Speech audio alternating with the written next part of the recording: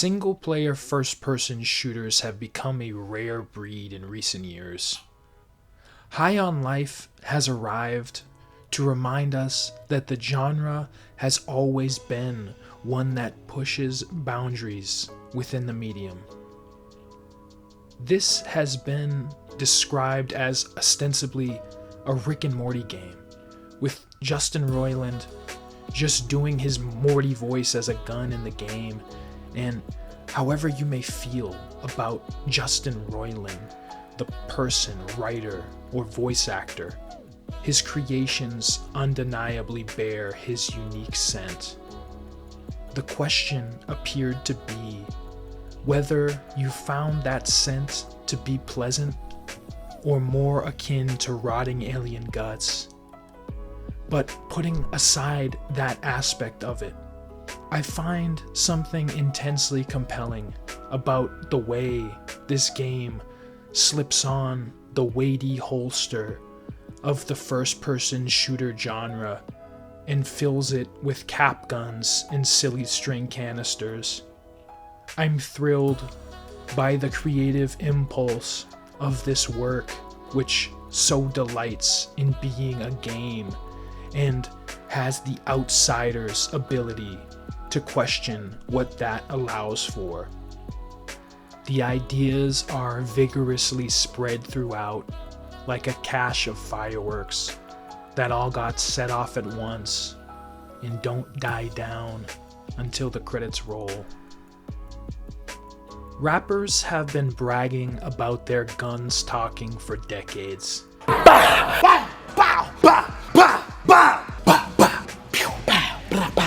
But until now, it has always been just a figure of speech. In High on Life, your weapons are bug-eyed guns who fire off bullets and words with equal velocity. This game makes us agonize over decisions about which gun to use, with the uneasy calculation of a fourth grader selecting which one buddy he can invite over for a sleepover. At any moment, you have an RPG party holstered on your body.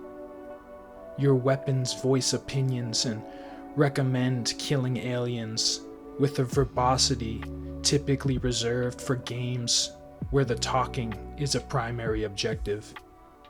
Here, the action is sweet, but the dialogue is sweet enough to make you go back and replay areas with different guns to hear what dialogue you missed out on the first time around. And the aliens are just as garrulous as the guns. Combatants who overestimate their ability. Cute little furry guys whose tribes have been enslaved. Bulb-headed babblers who want to tell you their entire life story. Construction workers who discuss the merits of getting Taco Bell that evening. The reward for exploration, for combat, for playing is more conversations. This is where Roiland's inclusion shines brightest. He excels at cramming his work full of environmental dialogue, the kind that may not always make you laugh, but will generally surprise. Dialogue like a forest, so dense with trees that the developers couldn't possibly guarantee that any one player would be around to hear each of them fall. It's hard not to be intrigued by the way this game approaches city design. Spaceships zoom over apartment complexes, and garish alien statues serve as advertisements, like if Chuck E. Cheese had watched Futurama and decided it was his mission to become the galaxy's greatest architect. One town is just a diorama that exists to be an elaborate joke, whose hospital you crush as you trample through the micro streets like Mechagodzilla and a gumball with arms and legs who is floated up to your eye level by balloons can only speak to you in defeated terms about the devastation you are causing. This game is a notebook full of ideas that were never rejected, only given glorious virtual shape. I can't say that there's something here for everyone, but there might be a lot here for someone. Games have programmed us to do certain things. If there's a waterfall, we will check to see what's behind it. A shiny thing on the ground, we will pick it up. If there's a chance that waiting around for a while will give us new dialogue, we will wait. I struggle to think of another game where, to this degree, a determined passivity allowed for the best experience. There have been experiments in the past with games that tried to force TV shows into their form by separating them as if oil and water. But when playing games, we want to be the actor. We want the ability to watch a cutscene or skip it, or have the option to sprint through a level that took thousands of man-hours to create. Games are unique in that regard, despite the many things developers can do to encourage us to follow their intended flow of activity. More often than not, we control the pace. One would be remiss, though, not to watch the B-movies that play on living room TVs, to not attempt to squeeze every joke from this game.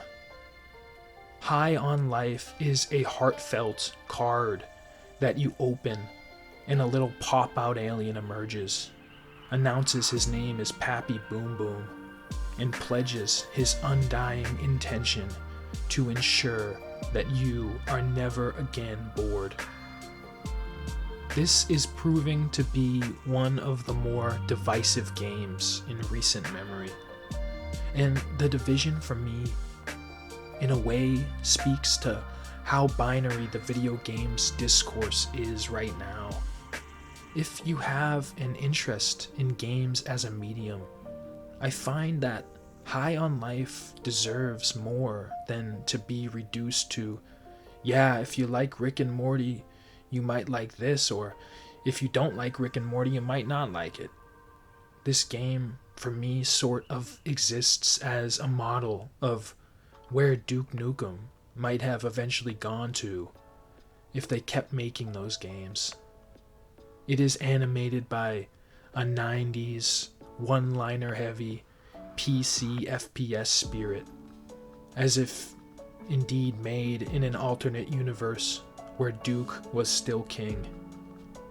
And it's hard to believe that this game wouldn't find a more receptive audience if it hadn't been pinned down by the weight of 1,000 Mr. Meeseeks. I remember walking down the cereal aisle in the mid-90s and picking up a box of Chex because it came with a CD-ROM for a video game called Chex Quest. As a product, it was instant ephemera. It was a freebie. It had no box besides the cereal box it came in. In those days, I didn't have access to many games, but this one was strange and available to me as the reward for simply choosing a cereal for the week that wasn't Fruit Loops. I'm sure many people threw it away with the box without even trying it, but I took it out and played it, and it must have made an impression on me if I'm still thinking about it.